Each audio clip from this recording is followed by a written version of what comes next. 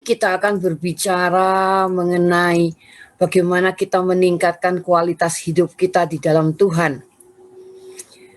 Yang sebenarnya bukan suatu hal yang mudah, tetapi justru ada begitu banyak tantangan-tantangan untuk setiap perubahan yang akan terjadi dalam hidup kita. Saya percaya bahwa saudara semua sudah menikmati relasi dengan Tuhan pertama kali dan menerima Roh-Nya yang kudus di dalam hidup saudara. Benar nggak? Nah, jangan merasa bahwa kalau saudara sudah melakukan itu, sudah menerima Roh Kudus, dan kemudian saudara berdoa, baca firman, itu cukup. Tidak, saudara.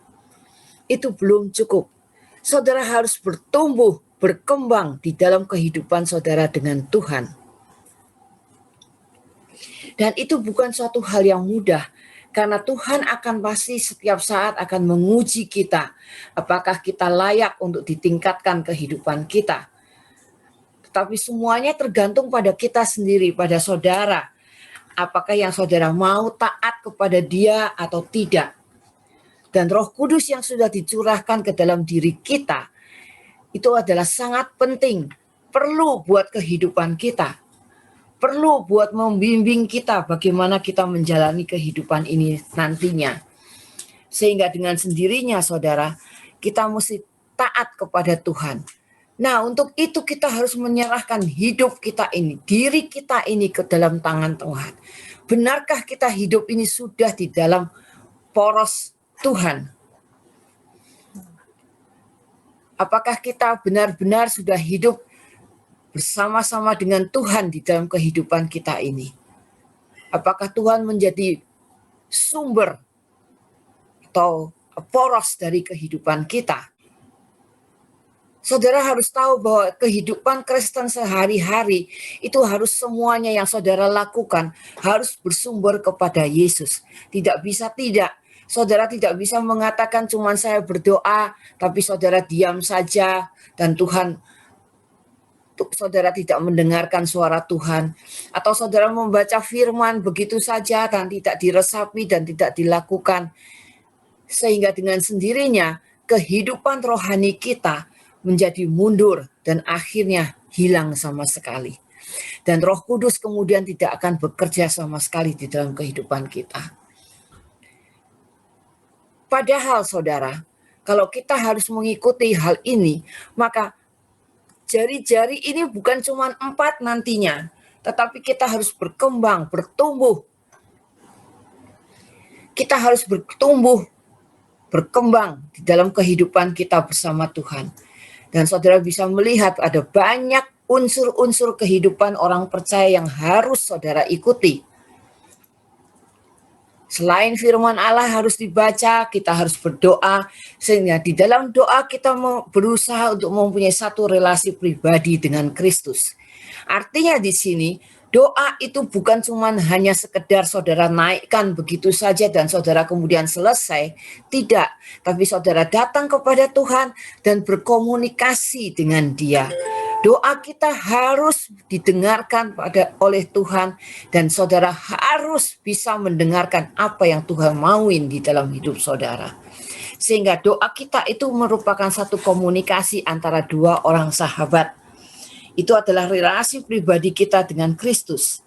Dan di dalam pertumbuhannya saudara, ini akibatnya membuat kita menjadi kudus di dalam Tuhan.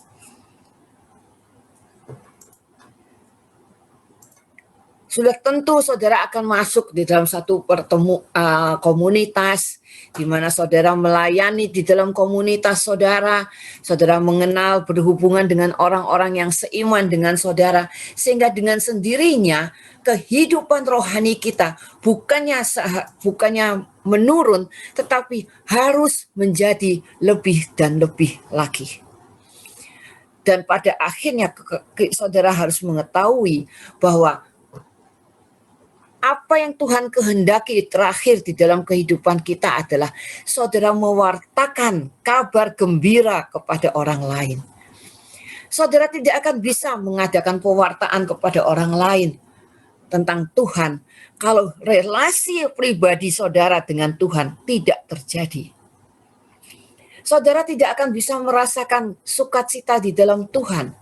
Kalau saudara tidak merasakan itu di dalam kehidupan dengan Tuhan, bagaimana saudara akan memberitakan kepada orang lain tentang Yesus? Jadi saudara, sebelum saudara melakukan pewartaan kabar gembira, melayani komunitas dalam komunitas, saudara harus punya satu relasi yang indah dengan Tuhan. Relasi inilah yang harus bertumbuh, berkembang sesuai dengan kehendak Tuhan. Pada saat Tuhan menjamah saudara, Dia menerima saudara apa adanya. Tetapi saudara, setelah itu, Dia akan membentuk saudara bukan sekehendak saudara, tapi sekehendak Tuhan. Apa yang ingin Tuhan jadikan saudara, itulah yang akan terjadi dalam kehidupan saudara. Dan inilah yang harus saudara rasakan, saudara alami, sehingga saudara mempunyai satu relasi yang bagus dengan Tuhan. Hubungan saudara dengan Tuhan harus bisa dirasakan di dalam setiap saat. Dan inilah yang membawa kita semakin dekat dengan Tuhan, maka semakin kita menjadi lebih kudus. Hendaknya itulah yang terjadi, sehingga kita bisa merasakan, kita bisa bersaksi kepada orang lain, bahwa ini loh yang Yesus lakukan di dalam kehidupan saya. Ini loh yang Tuhan sudah lakukan untuk saya di dalam kehidupan saya. Sehingga di dalam pewartaan kabar gembira, saudara bisa menunjukkan bahwa Yesus ada di dalam hidup saudara. Tapi apakah itu cukup? Ternyata saudara, pertumbuhan yang di dalam Tuhan yang seperti ini tidak dirasakan cukup. Tuhan menghendaki kita mempunyai satu kualitas hidup yang lebih dari itu.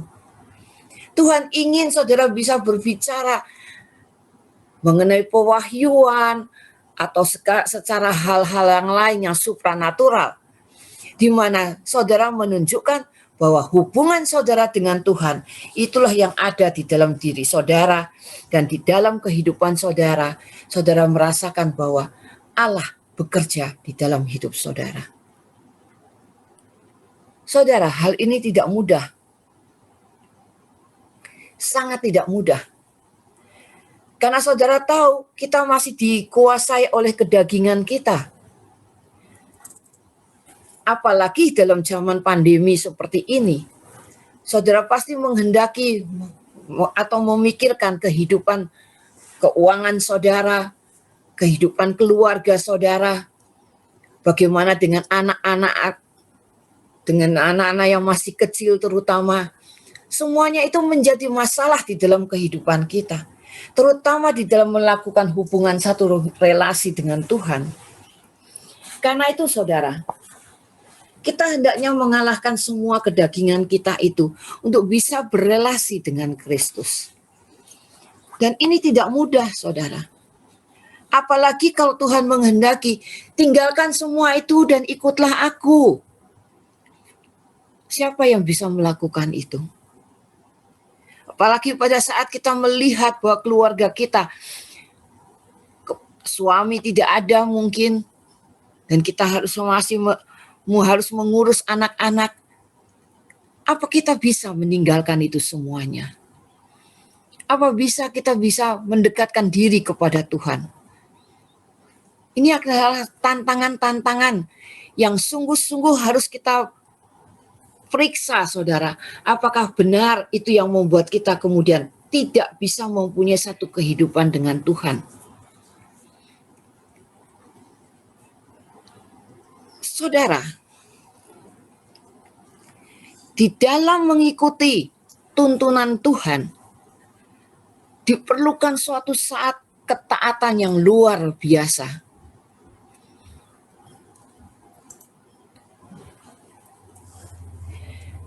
Kita harus taat kepadanya. Kita harus siap.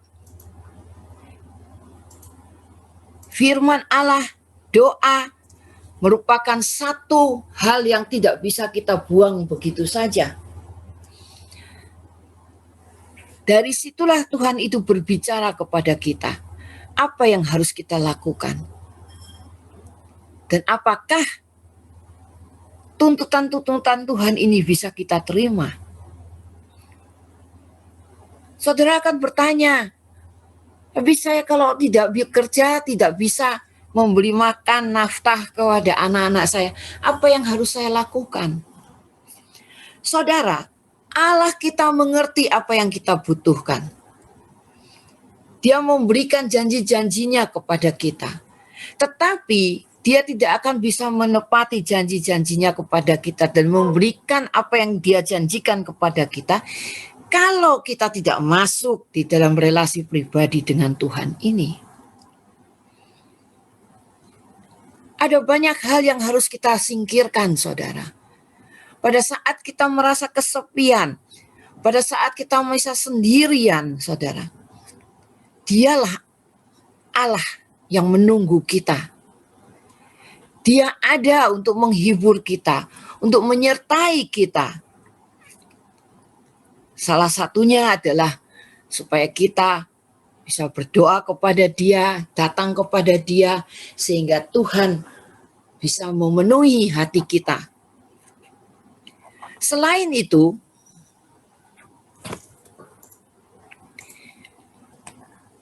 tuntunan Tuhan yang kita taati akan mematikan kedagingan kita, saudara. Tanpa kita sadari, kedagingan kita dengan sendirinya akan hilang, akan berkurang. Kalau kita terus mengikuti tuntunan Roh Tuhan di dalam kehidupan kita, Ia akan menuntun kita membangun gaya hidup lain yang berbeda dengan kehidupan dunia ini. Dan yang justru dengan sendirinya akan menjauhi setiap perbuatan daging. Tuntunan Tuhan inilah yang kita perlukan, saudara. Misalnya kita mesti berdoa, tapi kita kepingin keluar jalan-jalan atau menikmati hal-hal yang lain. Atau mungkin kita mengisi jam-jam kosong kita dengan keperluan-keperluan lain dan tidak datang kepada Tuhan. Mungkin kita lebih senang kalau kita menghibur diri kita. Saya sekarang tidak bisa di tempat keramaian, tetapi mungkin jalan-jalan akan menghilangkan stres. Dan justru tuntunan Tuhan yang kalau kita taati, saudara, akan membuat kita menikmati kebersamaan kita ini dengan Tuhan. Sehingga kita akan mematikan keinginan kita, keinginan daging kita untuk keluar dan membawa kita kepada pertobatan, pada kekudusan. Sehingga kita lebih bertumbuh di dalam hal itu dan menjadi lebih dekat kepada Tuhan. Saudara, Tuhan menghendaki kita mempunyai pola hidup yang berbeda dengan orang dunia.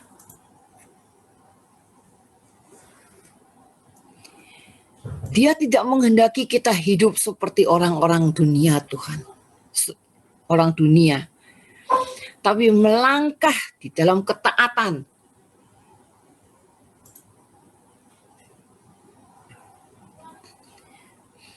Yang menuntun kita kepada suatu kehidupan yang berbeda. Saudara,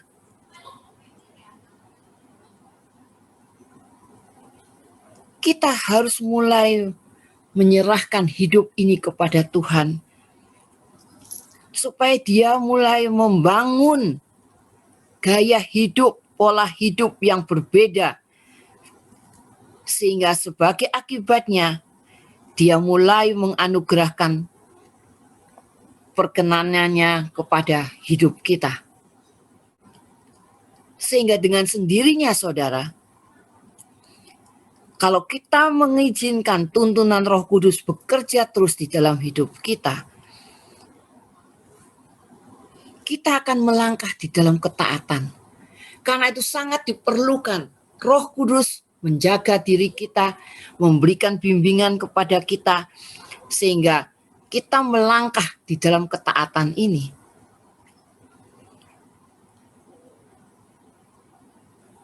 Dan gaya hidup kita bukan hanya sementara akibatnya, tetapi menjadi satu pola hidup yang permanen.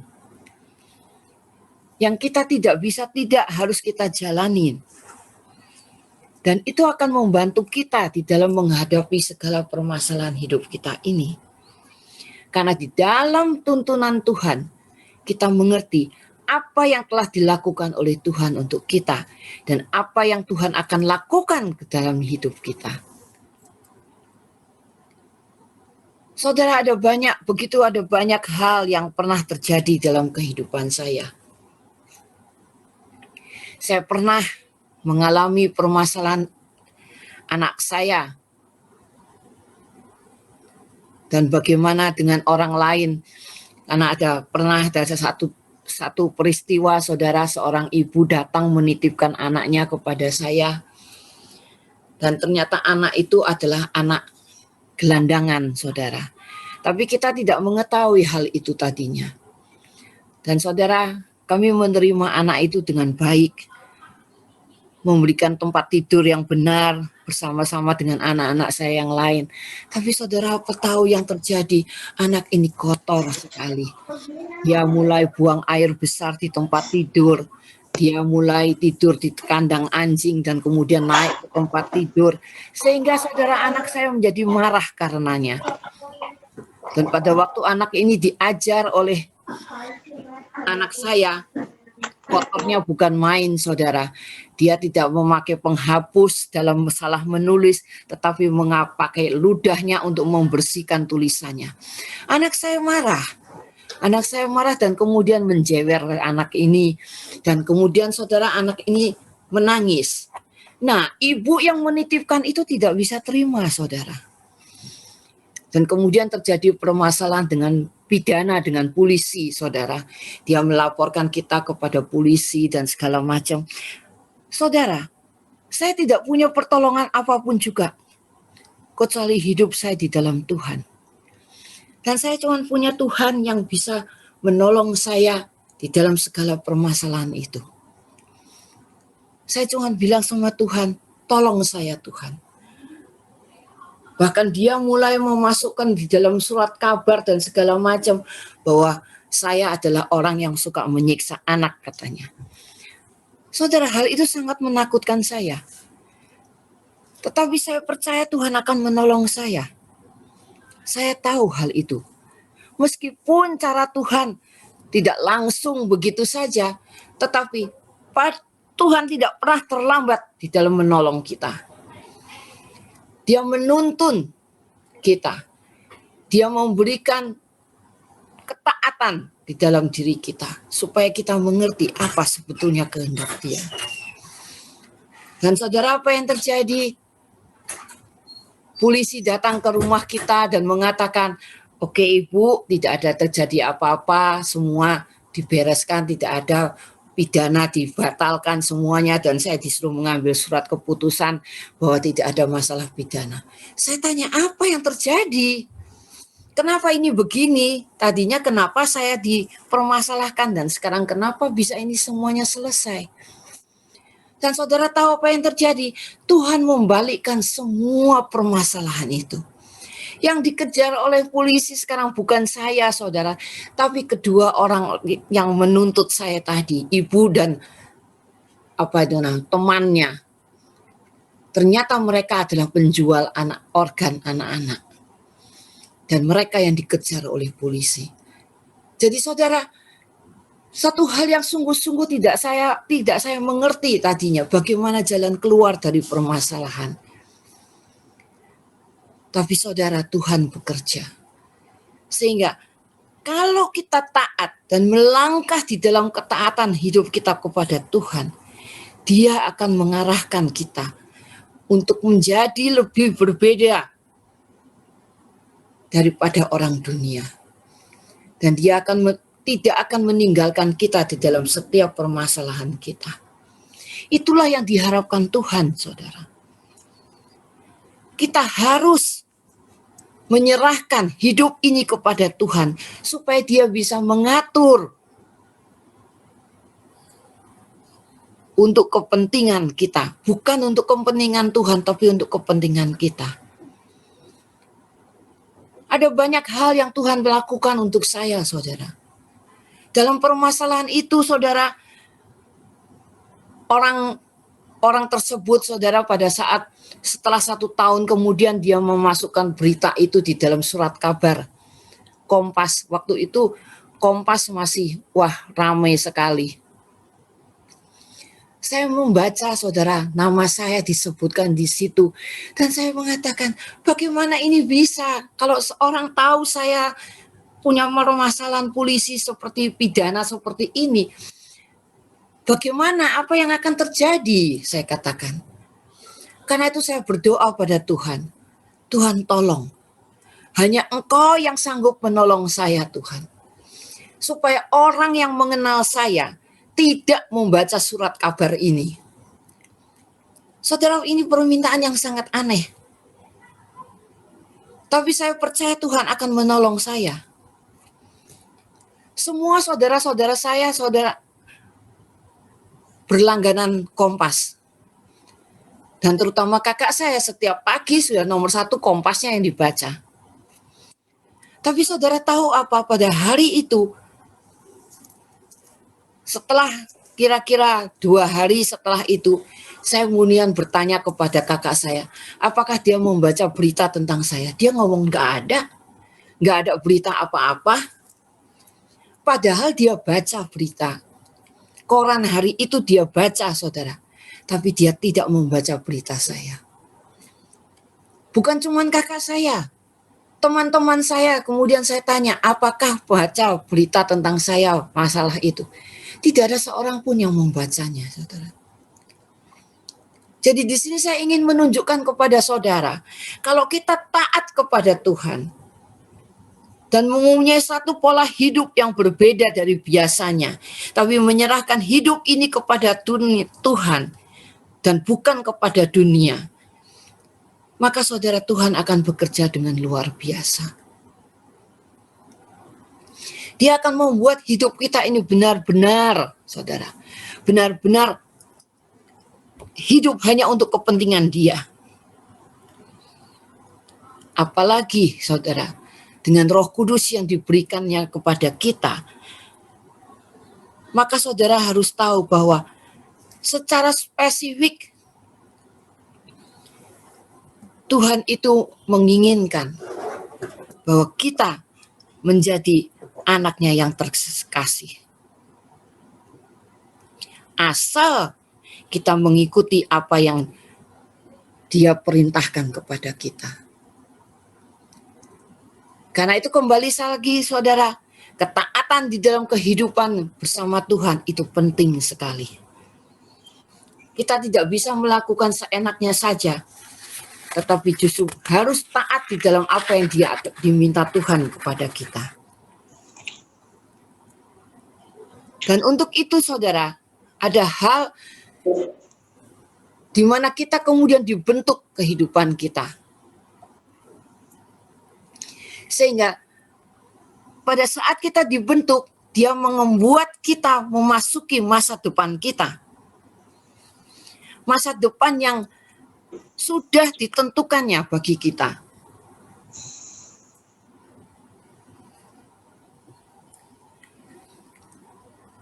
Kita harus membiarkan Roh Kudus menuntun kita di dalam ketekunan dan pengharapan. Kalau kita dengan mengikuti terus tuntunan daripada Roh Kudus, Dia akan mulai menyampaikan kepada kita pewahyuan firman. Dan pewahyuan demi pewahyuan tersebut, kita akan hidup di dalamnya. Dan dengan sendirinya, iman kita akan semakin berkembang. Kita semakin mendekati penggenapan dari apa yang Tuhan sudah janjikan pada kita.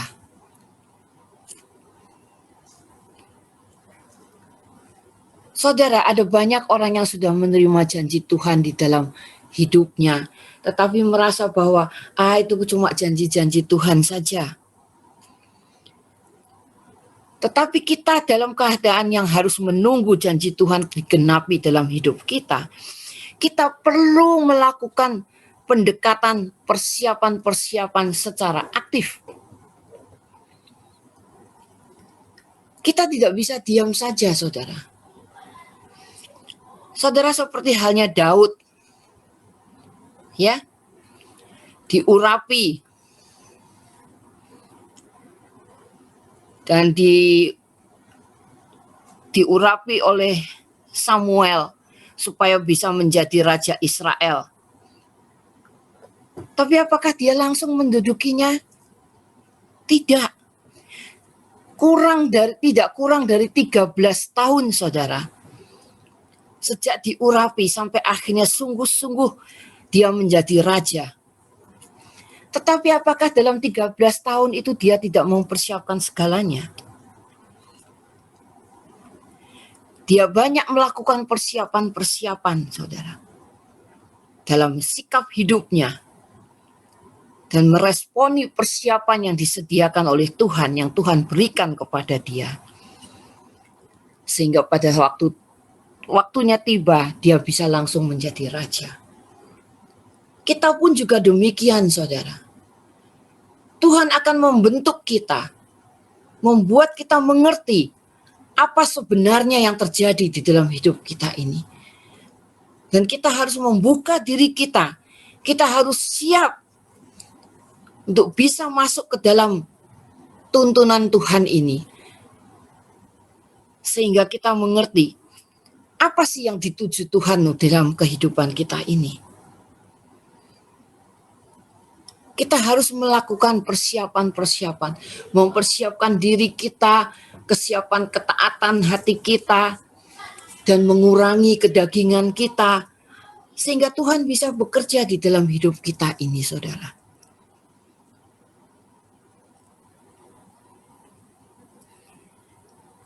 Pertanyaannya saya cuma satu. Apakah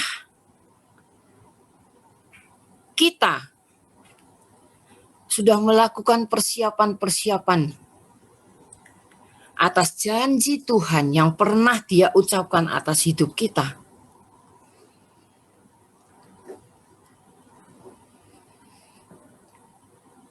Apakah kita mengizinkan Roh Kudus menuntun kita dalam ketekunan dan pengharapan ini? Apakah kita hanya berpikir dengan pikiran kita sendiri? Apakah kita hanya mengikuti pemikiran diri kita sendiri?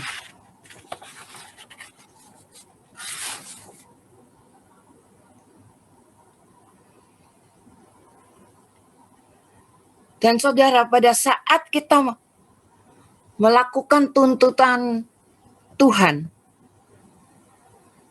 membuat kita mengalirkan kehidupan ilahi dan terus bertumbuh dalam otoritas ilahi.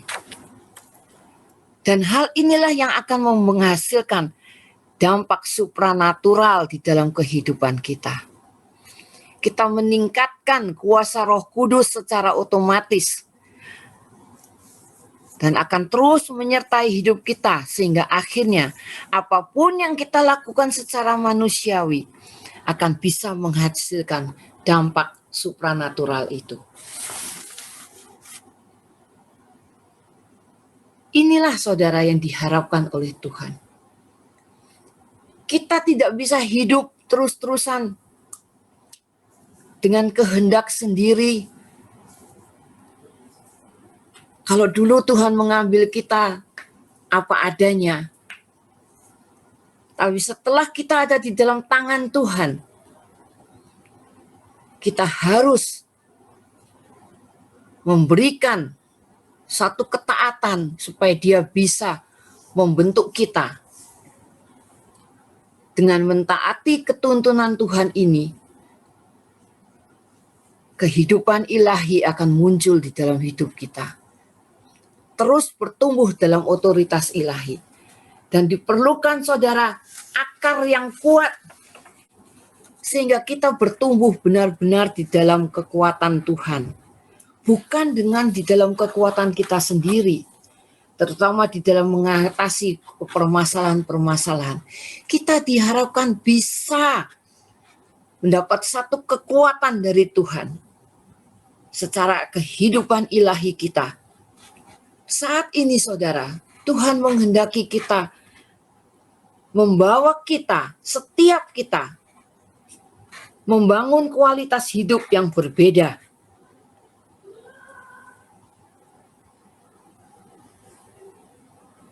Kita ada di hari-hari di mana Tuhan ingin berbicara kepada kita, memberikan arahannya dan tuntunannya.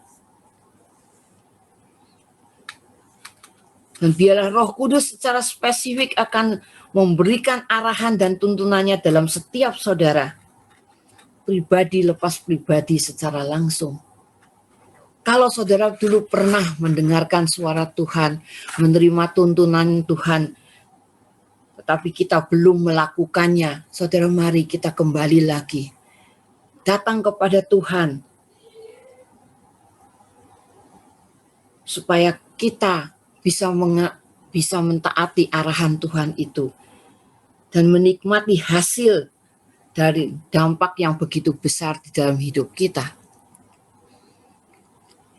Karena itu saudara, kalau kita sudah mengikuti tuntunan Tuhan seperti ini, hidup kita akan menjadi semakin kuat, berakar di dalam Tuhan, dan buah yang akan kita hasilkan akan semakin lebat.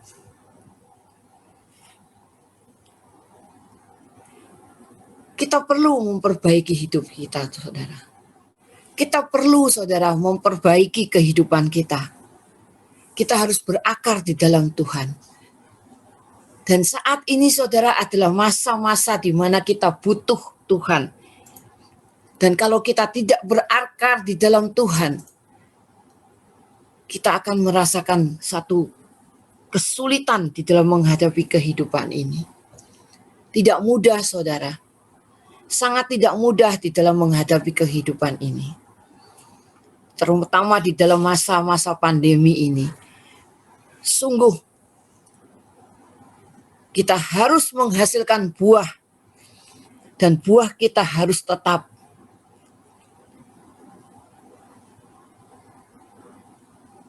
Kalau kita tidak berbuah, saudara,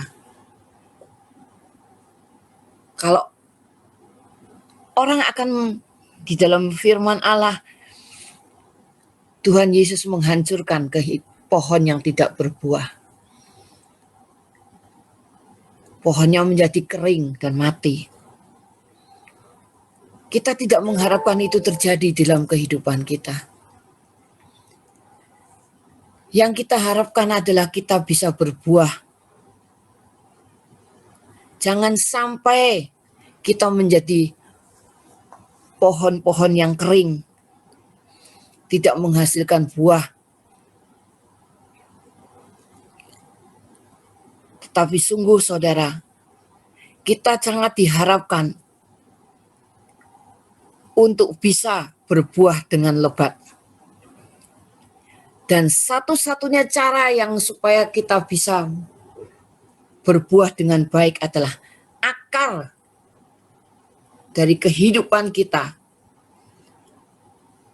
harus baik kualitasnya, harus baik kuantitasnya. Karena akar itulah yang menentukan pertumbuhan kehidupan kita.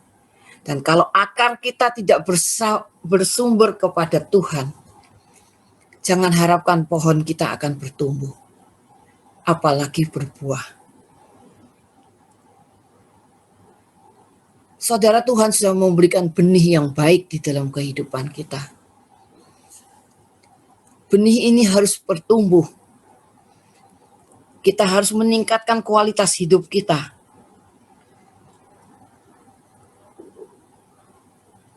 Firman Tuhan harus tertanam di dalam kehidupan kita, di dalam hati kita, sehingga semua yang menghalangi terjadinya terbentuknya akar yang sehat ini harus dibuang. Saudara lihat, saya paling suka pada tanaman-tanaman. Saudara, saya dulu punya rumah ada halamannya dan saya sering menanam pohon di situ. Don't speaking. Ya makanya Jangan nggak boleh ngomong.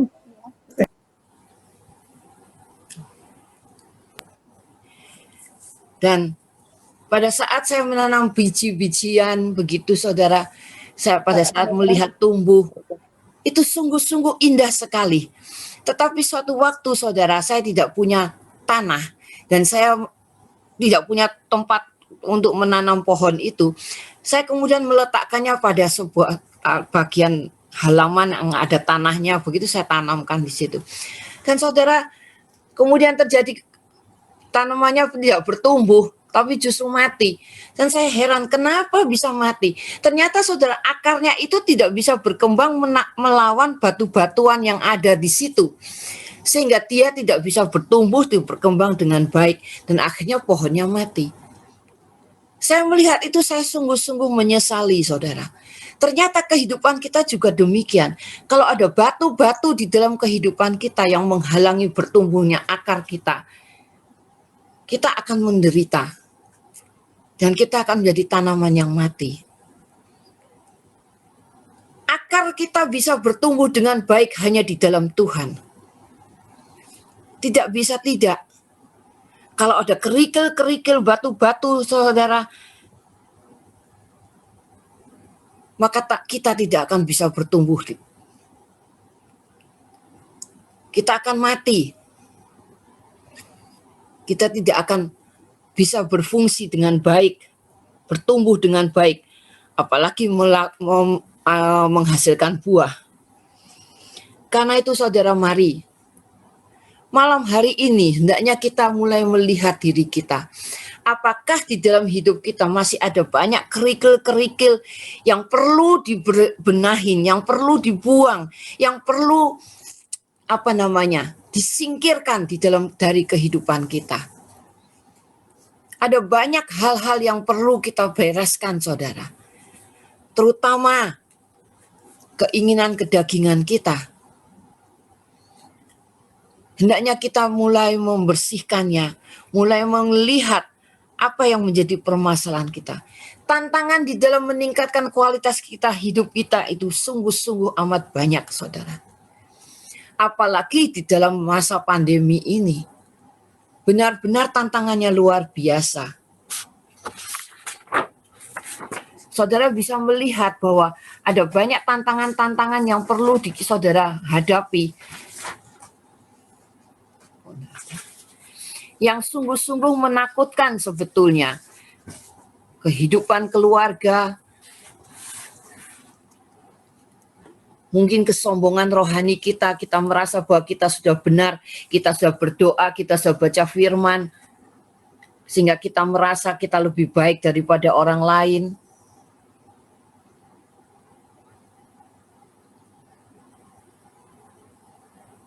Mungkin juga dalam masa-masa yang sulit ini, bagaimana cara kita mengasihi sesama kita. Kita sendiri butuh keuangan, kita butuh segala sesuatunya, jadi untuk menolong orang lain juga sulit, ya. Atau permasalahan mengampuni. Apakah kita juga bisa mengampuni orang-orang yang menyakiti hati kita? Atau mungkin kalau kita berdoa kepada Tuhan dan Tuhan tidak mendengarkan dan Tuhan tidak memberikan jawaban-jawabannya. Kemudian kita tanya pada orang-orang yang pintar, orang-orang yang bisa memberikan jawaban kepada kita. Kita melalaikan Tuhan.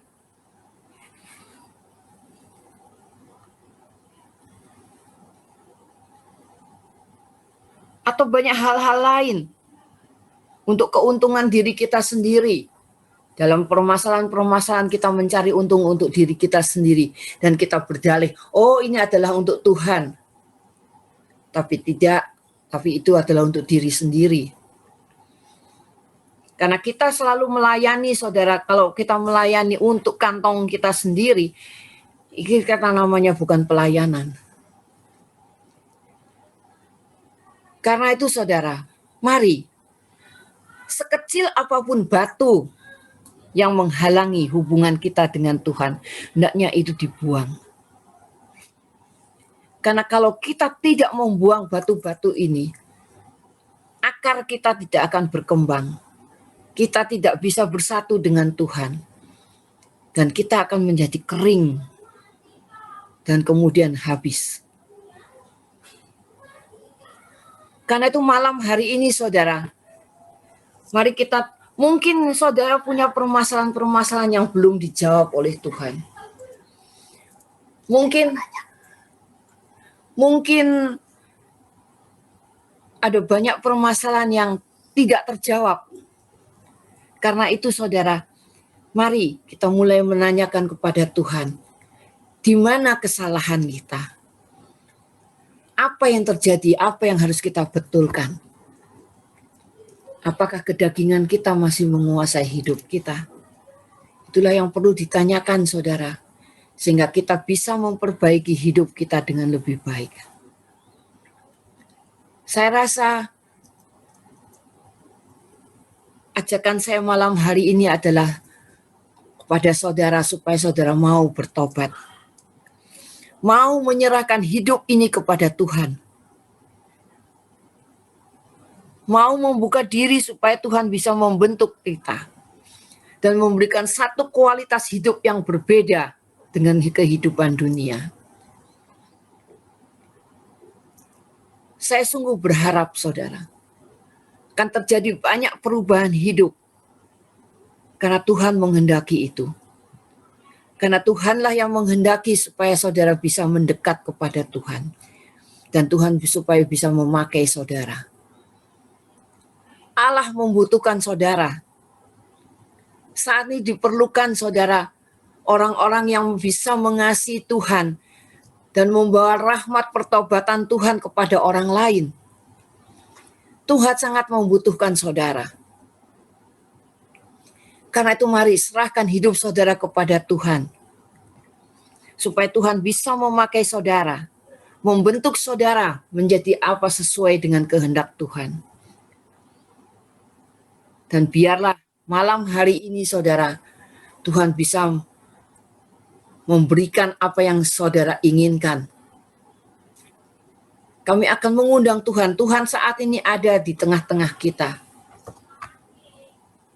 Dan Dia melihat apa sih sebetulnya isi hati kita. Karena itu mari saudara ceritakan kepada Tuhan apa kehendak saudara di dalam hidup ini.